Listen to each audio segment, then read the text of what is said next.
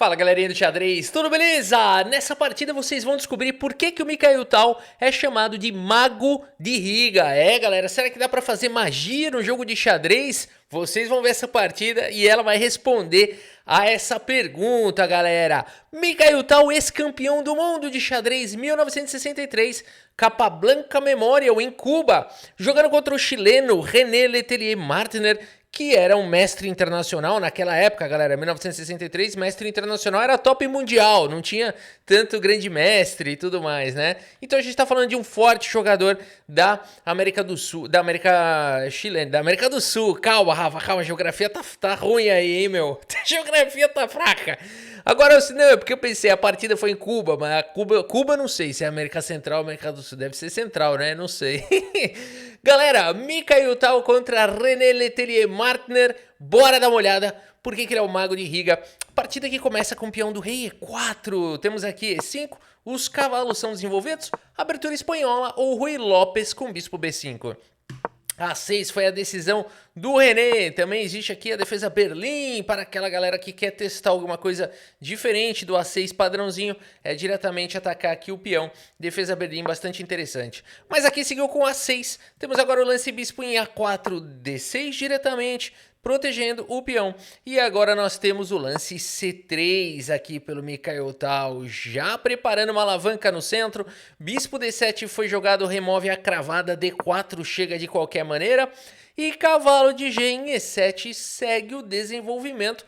Não fica muito claro para onde esse bispo vai, mas tem várias linhas de Rui Lopes que as pretas ficam com um cavalo esquisito ali em G6. Por que é esquisito? Porque a gente não está muito acostumado, né? A gente está acostumado a ver o cavalo em F6. Então é interessante, às vezes quebram os padrões e o preto pode te confundir.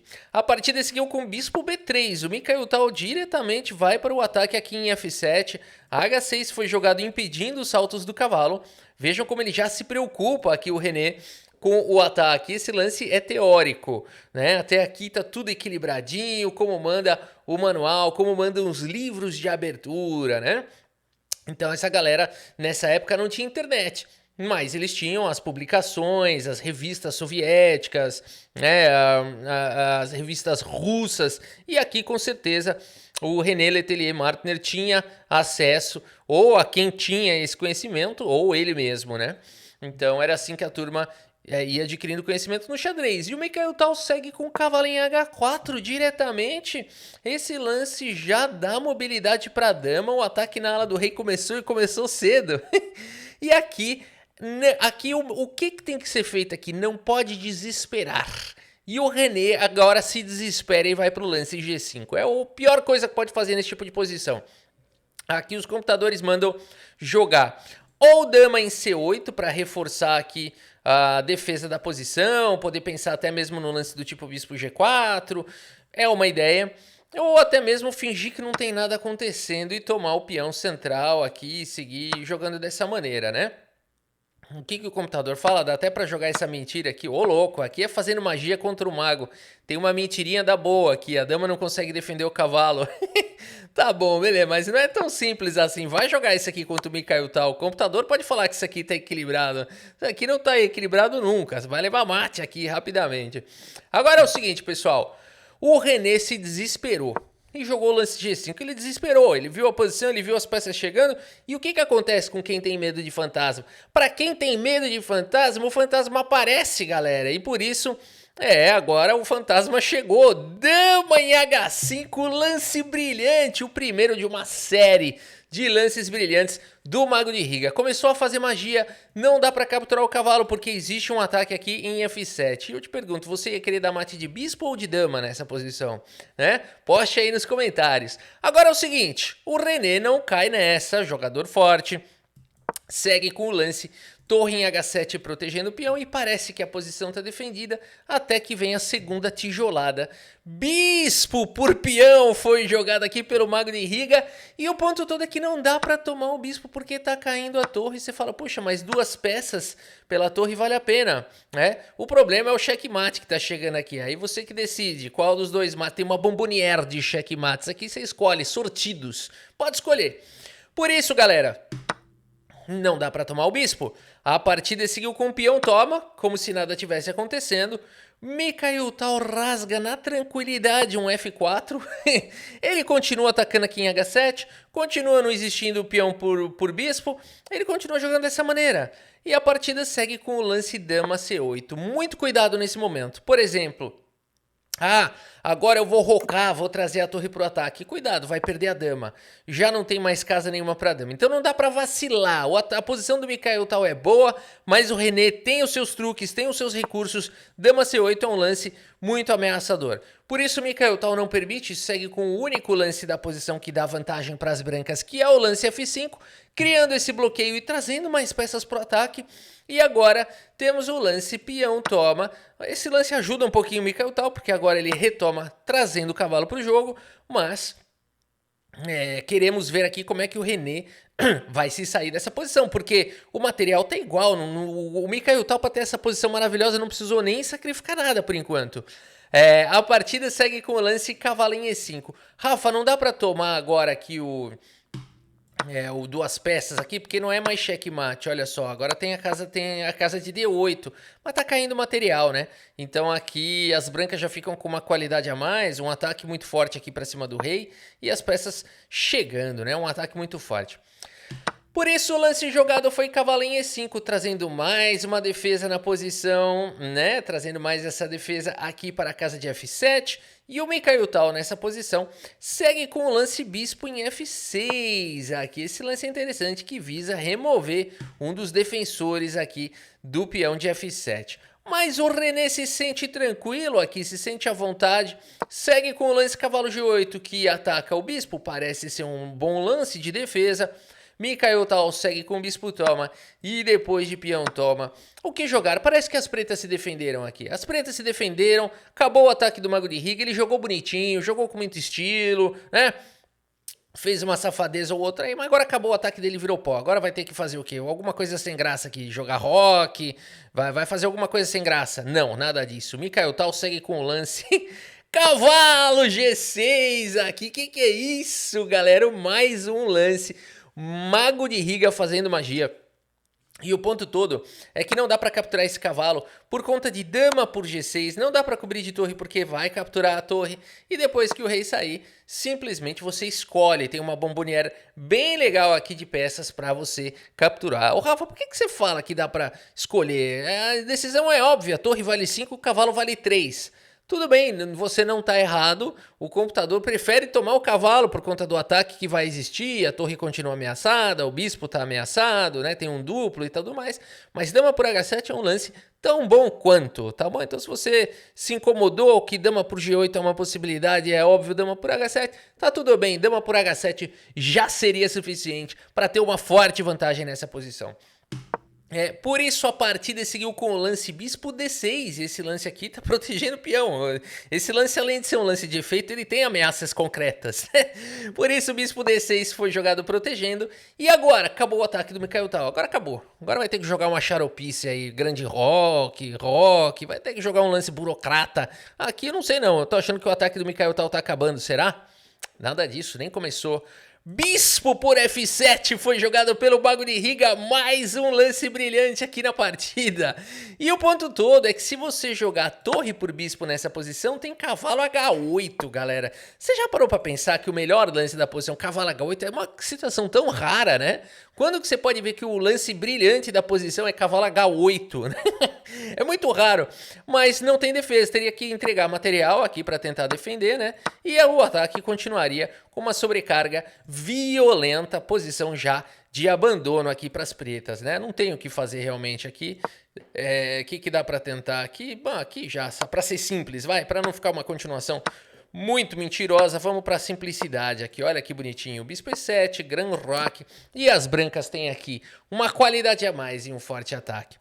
Por isso, galera, super lance do Mikhail Tal, bispo por F7, calculeira da braba, né? Aqui tem que tomar de rei. E agora a gente pensa, legal, agora ele vai jogar cavalo por E5 porque é um cheque duplo e é um lance bonitinho. O Mikhail Tal não tem pressa. O Mikhail Tal não tem pressa nenhuma, ele segue com o lance cavalo aqui em D5. Poderia ter tomado em E5, esse lance aqui ele preferiu. E agora, rei G7 foi jogado pelo René. E agora não tem mais cheque descoberto, hein, Mikael Tal? Agora, será que você se arrependeu? Né? O Mikael Tal aqui tranquilamente faz o rock. E o René finalmente bloqueia todo o ataque. Acabou o ataque aqui. O peão aqui está completamente bloqueado. Né? Não tem mais como continuar. Será? Cavalo por F6 foi jogado. Rei por F6. Tem razão, o ataque acabou, né? Não tem mais cheque aqui, qualquer cheque aqui não vai fazer nada nesse rei. As peças conseguiram defender, acabou o ataque do Mikael Tal. Não. Mikael Tal segue com mais um lance brilhante. Cavalo por E5, jogado pelo Mago de Riga. Não é possível isso. E agora é o seguinte, você vai capturar de bispo, de rei ou fazer outra coisa? Tem que fazer outra coisa, porque se capturar de bispo, tá vindo dama aqui em G6 com cheque, seguido de dama por H7 com cheque, seguido de estrago sem fim aqui. A posição vai ficando completamente estragada. Vou fazer aqui mais alguns lances, mas realmente a gente acaba indo pro checkmate, tá? Que mais dá pra tentar? Ah, Rafa, então eu vou tomar de rei aí. Sei lá, vamos ver o que acontece. Aqui tem F6 dando cheque. Uau. Aqui depois de rei por peão, precisa continuar? Rafa, precisa. Eu não tô vendo o mate. Nem eu, mas, cara, teoricamente não precisa continuar. São 3 peças pesadas pra cima de um rei no centro. Mas você tem razão. Vamos ver até o mate aí, porque não dá pra enxergar diretamente aí o mate, né? Agora sim, tivemos aqui um checkmate. Rafa, é que você não jogou rei F4 aqui nessa posição. Aqui tem mate de peão, olha que bonito, né? Então, não dá pra tomar também aqui nem de bispo nem de rei. Caraca, que lance mágico é esse? Que cálculo bizarro é esse do Mikael Tal? Por isso a partida seguiu com o lance dama em E8, o único lance da posição, méritos todos aqui ao René. É difícil de achar dama em E8, né? Encontrou o melhor lance, a única defesa. E o Mikael Tal segue agora com cavalo por bispo com cheque. Não vai tomar de dama, claro, porque aqui você vai jogar um dama G6 e o rei aqui não vai tentar escapar para lá, senão cai a torre com cheque. E se jogar para cá, mais uma vez o rei tá levando todo tipo de ataque aqui na posição, vai acabar levando checkmate. Por isso o lance jogado foi torre por cavalo. E agora o que aconteceu? O Mikael Tal se deu mal aqui. Porque o Mikael Tal jogou bonitinho, fez essas coisinhas todas. Ó, que bonitinho, jogou cheio de efeito. O que acabou? Acabou com porcaria. Uma peça a menos, né? Uma peça a menos aqui por 2 peões, vamos falar. Ah, Rafa, esse Mikael Tal é um fanfarrão. Ele só joga com efeito. É tudo porcaria. Agora ele se deu mal. Será? Mikael Tal segue com o único lance da posição. E5 com cheque. Esse lance é um garfo. Esse peão precisa ser capturado. A questão é quem vai lá. Somente o bispo pode. Por quê? Capturar de rei diretamente não precisa de técnica de cálculos muito profundos para ver que esse lance é uma porcaria. Aqui, se você capturar de bispo, o que acontece? Foi o lance jogado. E se capturar de dama, o que acontece? Dama em G6 poderia seguir dessa maneira, rei E7. E aqui, esse lance não é o melhor, mas é suficiente aqui para mostrar o nosso ponto, né? E por aí vai. É um lance, uma linha mais difícil, mas aqui já com auxílio de computador e tudo mais, mas para demonstrar, né, seria talvez a melhor defesa aqui das pretas, mas as brancas já têm uma posição muito vantajosa. A torre está amarrada na defesa aqui da fileira do fundo, senão está caindo material e as brancas devem conseguir manobrar essa posição para uma vitória. Mas tem luta aqui, tem luta. Essa variante seria talvez a mais lutada. Mas bispo por E5 é o melhor lance da posição. Mikael Tal segue com dama por H6 com cheque, evitando aqui a troca das damas. Temos o lance rei em F7. E agora o lance frio aqui do Mikael Tal, torre de A em E1, trazendo a torre que ainda não tinha jogado. Cara, o Mikael Tal fez tudo isso sem uma torre lá, né, no cantinho. Agora, a torre do René também ainda não jogou. O Mikael Tal tem uma peça a menos, mas tem um bom ataque. E nessa posição aí que tá, galera, o computador dá que o Mikael Tal tem uma leve vantagem. A questão é como defender essa posição de pretas, né? E a verdade é que é muito difícil, é quase impossível defender essa posição. Teria que encontrar o lance torre de A em D8. Quem jogaria na frieza esse lance? O Mikael Tal teria que também achar bons lances do tipo rei H1, né? Aqui também, mais uma vez, a gente vai para uma linha muito difícil. Talvez fosse a linha mais resistente aqui das pretas, com torre de A em D8. Mas é muito difícil de achar tudo isso. Aqui teria esse lance maravilhoso. Essa linha aqui é muito mentirosa. Pensa numa linha mentirosa. Essa linha aqui é mentirosa ao quadrado, né? E aqui não dá para tomar a dama, porque você vai tomar essa torre com cheque, vai tomar essa outra e depois vai promover, né? É uma mentira sem fim essa linha, mas é tão legal. Né? Rafa, eles calcularam isso? Não. Com certeza não. Então, isso aqui é linha de computador. Aqui, dama por HC, a gente viu, então o melhor lance seria dama por torre, e aqui, além de tudo, também promoveria para dama e tudo mais, e vai para um final aqui difícil de dizer que o computador fala que as brancas estão melhor. Então, assim, tinha um recurso aqui meio mentiroso, uma linha fantasiosa, isso não é para ser humano. O ser humano joga o que jogou aqui o René, torre D5 direto foi jogado, e o mago agora vai para dama em H7, olha só, parece que o rei tá em segurança. Mikael Tal joga torre 4, pendurou. Pendurou a torre, porque agora bispo cheque foi jogado. Bispo cheque foi jogado, Mikael Tal joga rei H1. Joga o lance rei H1 e o René vai capturar a torre. Não faz o lance. E abandona aqui a partida. Abandonou porque não dá mais. Ele foi fazer o lance, o Mikael Tal fechou os olhos, começou a fazer. Jogou um mantra. O cara não conseguia, por isso que é mago de Riga, ele não conseguia mover a peça. E ele deu um berro, ele não queria falar, ele tentava fechar a boca foi abrindo, eu abandono. E o árbitro, então, deu que ele abandona aqui a partida. Abandonou porque não dá mais, esse é o mago de Riga. Quando ele tá perdido, igual nessa posição, ele faz magia pro cara chamar o árbitro e falou que abandonou. Ele entrou na mente do adversário e fez o cara abandonar.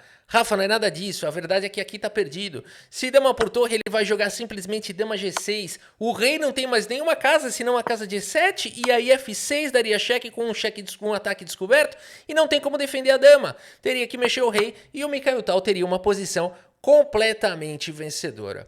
Essa é a sua versão. A minha versão é que o Mikael Tal controlou a mente do adversário, não é? Agora, independente de qualquer coisa, aqui a gente tem o relatório do chess.com, galera. O que é isso? Vamos ver a precisão. Até o relatório quebrou. Quebrou o chess.com. Vocês têm noção o que é uma partida genial dessa? Acabamos de derrubar o chess.com. Isso aqui entrou pra história agora. Não tem como fazer esse relatório. Vamos tentar mais uma vez, mas não dá. Ele quebra. Ó, vai acontecer de novo. Olha lá, ele quebra o chess.com, tá bom? Então, eu acho que essa foi a melhor parte do vídeo, né? A gente conseguiu quebrar o servidor, porque nenhuma máquina consegue fazer o relatório dessa partida, tá provado. Beleza, meus amigos? Por hoje é isso. Espero que vocês tenham gostado aqui da partida e do vídeo. Muito obrigado pela sua audiência, um grande abraço para todos vocês e até a próxima. Valeu!